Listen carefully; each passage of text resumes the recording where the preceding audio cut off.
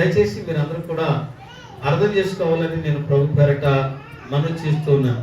కష్టాలు లేని వారంటూ ఎవరు ఉండరు, బాధలు లేనటువంటి వారంటూ ఎవరు ఉండరు, ఇబ్బందులు లేనటువంటి వారు ఎవరును ఉండరు. అయితే పిల్లలు వాటన్నిటిలో నుంచి దేవుడు మనకి నెమ్మదిని, సమాధానాన్ని, సంతోషాన్ని దేవుడు మనకు ఇవ్వగలిగిన వాడు. ఆయన దగ్గరకు వచ్చినటువంటి మనందరినీ కూడా ఆయన త్రోసివేసే దేవుడు మాత్రము కాదు. నీ కష్టాన్ని బట్టి నిన్ను దూరపరిచే దేవుడు మాత్రము కాదు. నీకున్నటువంటి వ్యాధిని బట్టి నిన్ను అవమానించే దేవుడు మాత్రము కాదు. ఎందుకంటే ఆయన నిన్ను ఆదరించగలిగిన దేవుడు. ఆయన నీ సమస్యకి ఒక పరిష్కారాన్ని ఇవ్వగలిగినటువంటి దేవుడు.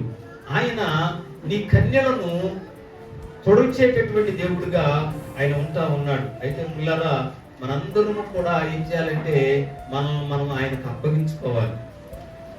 మనల్ని మనము ఆయనకు సమర్పించుకోవాలి. మన తలంపులు, మన ఆలోచనలు, మన పరిస్థితులన్నీ కూడా ఆయనకు అప్పగించినప్పుడు ఆయనే ప్రతి పరిస్థితిలో నుంచి మనల్ని విడిపిస్తాడు. ఇది సత్యం. ఇది నువ్వు నమ్మినా నువ్వు నమ్మకపోయినా ఇది సత్యం. ఎందుకనంటే ఆయన నిన్ను ఆదరించగలిగిన దేవుడు. ఈ రోజున చాలా మంది కుటుంబాల్లో సంతోషము లేదు. దానికి అనేకమైన కారణాలు ఉండొచ్చు, చాలా కారణాలు అయితే ఉండొచ్చు. ఎందుకనంటే కొన్ని ఆర్థికమైన ఇబ్బందులను బట్టి కావచ్చు, కొన్ని రోగాలను బట్టి కావచ్చు, కొన్ని సమస్యలను బట్టి కావచ్చు. అయితే పిల్లరా, ఆ సమస్యలన్నిటికీ పరిష్కారము మనకి మనుషుల దగ్గర అంటే దొరకకపోవచ్చు,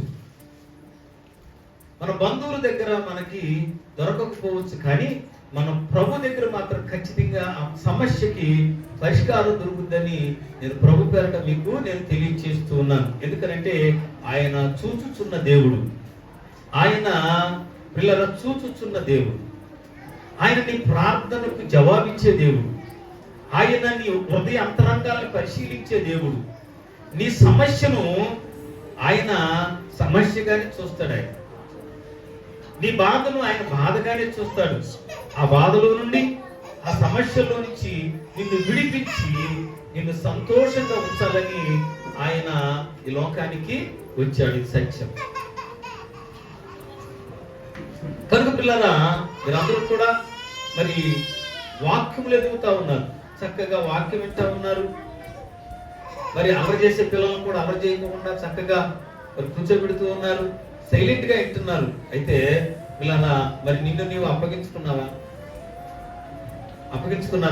అయితే పిల్లలు మనం ఈ రోజున పిల్లలు మనం ప్రభువుకి మనం అప్పగించుకుందాం, మనం అప్పగించుకుందాం.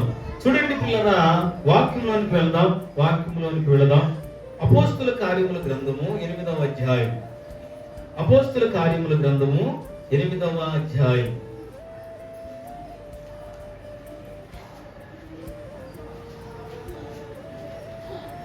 ఎనిమిదవ అధ్యాయము మొదటి నుంచి కొన్ని మాటలు చదివి సహాయం చేయండి.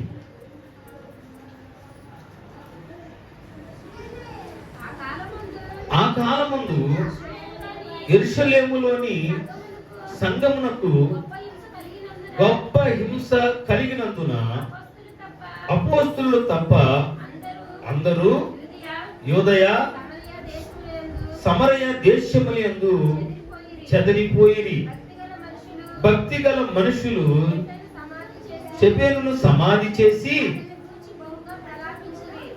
చూసారా పిల్లరా, ఇక్కడ వాక్యాన్ని మనము జాగ్రత్తగా ఆలోచించినట్లయితే ఆ కాలమందు యెరూషలేములోని సంఘమునకు గొప్ప హింస కలిగెను. చూడండి పిల్లరా, ఆ రోజులలో యేసు ప్రభువారు ఆరోహణమై వెళ్ళిన దినాల్లో అపోస్తలులైనటువంటి శిష్యులకు ఆ సంఘ స్థాపన విషయంలో బహుహింస కలిగెను. ఈ రోజున పిల్లరా, మనకు సంతోషము కలగాలి అంటే ఆ సంతోషము మిగుల సంతోషమని ఆ వాక్యం చివరి భాగంలో ఉంటది. నిజంగా సంతోషం ఎక్కడుంది? నిజముగా ఆనందం ఎక్కడుంది అంటే పిల్లరా, క్రీస్తు కొరకు శ్రమ పడటములోనే నిజమైన ఆనందం ఉంది.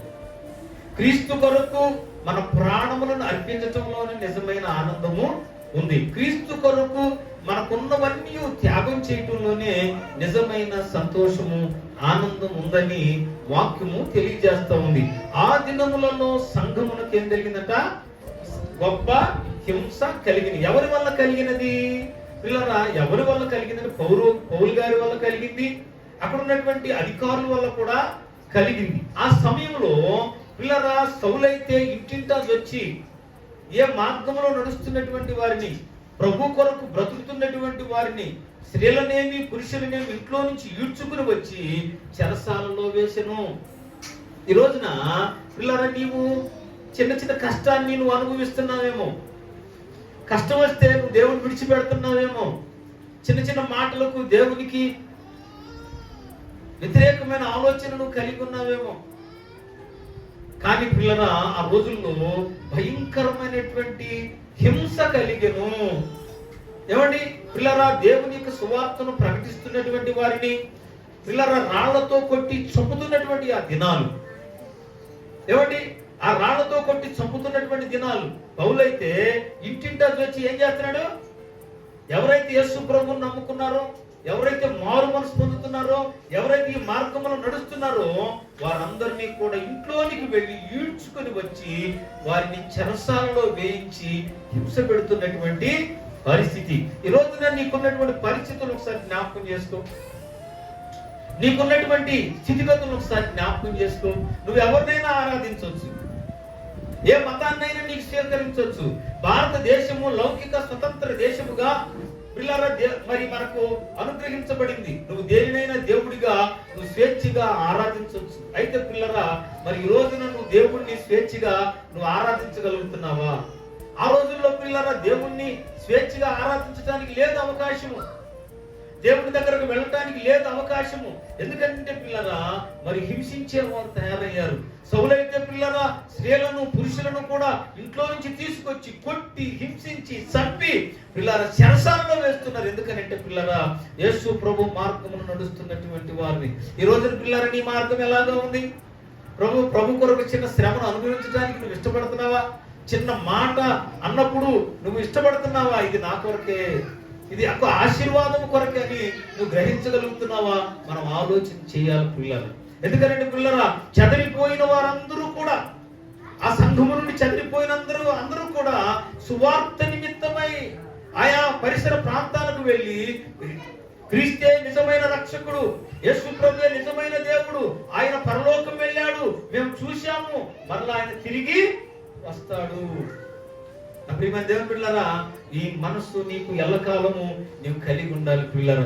ఎవరు నిజమైనటువంటి విశ్వాసము కలిగి ఉన్నారు, ఎవరు నిజమైన సేవ చేస్తూ ఉన్నారు, ఎవరు వాక్యానుసారంగా నడుస్తున్నారని మనం గ్రహించగలగాలి పిల్లలు. ఈ రోజున సేవకులు చెప్పగలరా? నాకులాగా చాలా మంది సేవకులు చూసింటారు పిల్లరా. నాకులాగా ఏ సేవకుడని చెప్పగలడా? ఎవరైనా వేరే సంఘం నుంచి వచ్చినటువంటి వారితో నేను చెప్పే మాట ఏంటో తెలుసా? అక్కలు తమ్ముళ్ళు వచ్చి చెప్పే మాట ఏంటి తెలుసా? నువ్వు ఎక్కడైతే రక్షణ పొందావు, నువ్వు ఎక్కడైతే ఏ సేవకుడైతే నిన్ను రక్షణలో నడిపించాడు, ఆ సేవకుని దగ్గరికి వెళ్ళిపోమని ధైర్యంగా చెప్పగలను నేను. ఎందుకంటే పిల్లరా, నేను అలాంటి భక్తి కలిగినటువంటి వాడిని. ఈ రోజున ఈ గ్రామంలో, ఈ పరిసర ప్రాంతాల్లో ఉన్న సేవకులు ఈ మాట ధైర్యంగా చెప్పగలరా? దమ్ముందా? ఆలోచించండి పిల్లరా. నేనైతే చెప్పగలను, నేను చెప్పాను కూడా. ఈ రోజున విశ్వాసులు దొంగిలించేవారు, సంఘములో గలిబిలి చేసేవారు పిల్లరా, వాళ్ళ దగ్గర ఏదో లాక్కుని ఏదో భక్తి అనే నటనలో బ్రతికిస్తున్నటువంటి వారు అనేక మంది కనబడతా ఉన్నారు పిల్లలు. మన గ్రామం నుంచి ఒక ఆమె నా దగ్గరకు వచ్చినప్పుడు నేను ఆమెతో చెప్పాను స్వయంగా, ఇదిగో నీవు ఇక్కడికి రావద్దు, నా దగ్గరికి రావద్దు. ఎందుకంటే మీ దైవ సేవకుడి దగ్గరికి మీరు వెళ్ళి అక్కడే నువ్వు మారు మనసు పొందావు, అక్కడే నువ్వు రక్షణ పొందావు కనుక అక్కడుంటే నీకు ఆశీర్వాదం అని నేను చెప్పి ఆమె పంపించడం జరిగింది. కొంతమంది పిల్లలు మన సంఘం నుంచి కొంతమంది వెళ్తుంటే పిల్లలు వాళ్ళని ఆకట్టుకుంటా ఉన్నారు. ప్రియమైన దేవుని పిల్లలు, సంఘమునకు ఏం కలిగిందంట? హింస కలిగినప్పుడు వారు ఏం చేశారు చెప్పండి? ఏం చేశారు? ఆ గలిలయ, సమరయ, గలిలయ ప్రాంతాలకు సువార్తను ప్రకటించాడు. అయ్యా ఇదిగో యేసు ప్రభువే నిజమైన రక్షకుడు, ఆయనే నిన్ను రక్షించేవాడు, ఆయనే నిన్ను ఆదరించేవాడు, ఆయనే పరలోక రాజ్యమును నీకు ఇవ్వగలిగినటువంటి వాడు. ఈ రోజున పిల్లలు మనం చెప్పగలుగుతున్నామా? ఒక స్థలంలోనికి వెళ్ళినప్పుడు అక్కడ నువ్వు సాక్షిగా నిలబడగలుగుతున్నావా? ఏ స్థలంలోనికి వెళ్ళినా, 10 మందిలోకి వెళ్ళినా, ఎక్కడికి వెళ్ళినా నీవు ఇదిగో నేను ఫలానా సంఘస్థుడను, ఫలానా సంఘములో విశ్వాసిని, నేను మారు మనసు పొందాను, నేను పరిశుద్ధంగా బ్రతుకుతా ఉన్నాను, నేను దేవుని కొరకు నన్ను నేను అప్పగించుకోవటానికి కూడా నేను సిద్ధమైన నువ్వు చెప్పగలవా? ఆలోచించండి పిల్లలు. అన్యుల స్థలంలోకి వెళ్ళినప్పుడు, అన్యుల గృహాలకు వెళ్ళినప్పుడు